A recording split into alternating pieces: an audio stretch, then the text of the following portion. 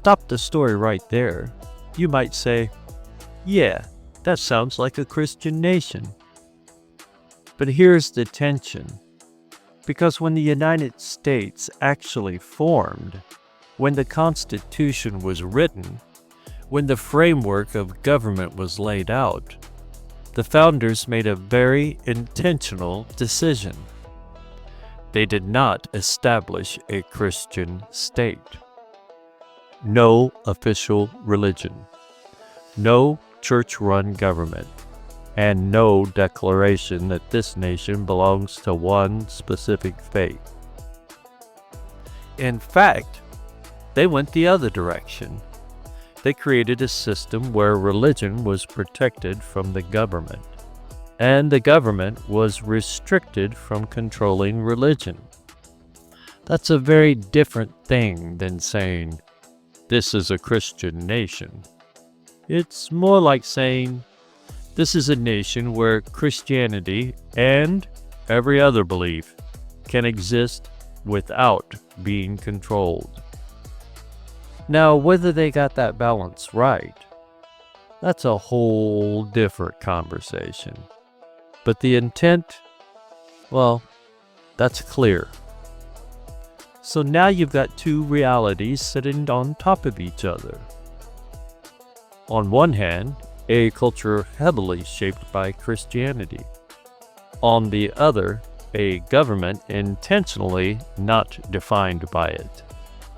And those two things have been in tension ever since.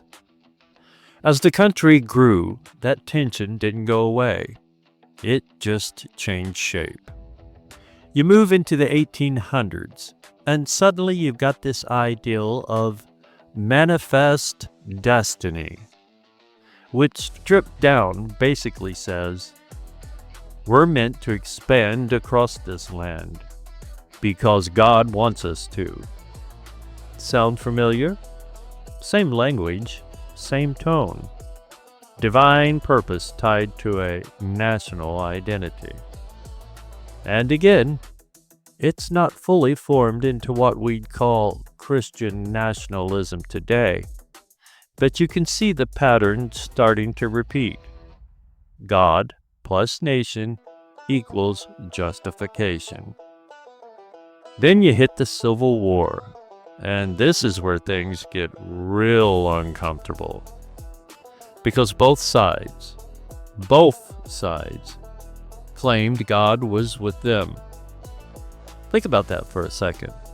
Same Bible, same God, same general belief system, and yet completely opposite conclusions about what was right. If that doesn't at least make you pause and go, okay, maybe invoking God in national conflicts isn't as straightforward as we think, then we're not paying attention.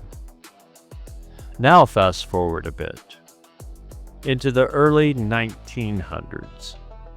Christianity is still dominant culturally, but something starts shifting. The country is industrializing.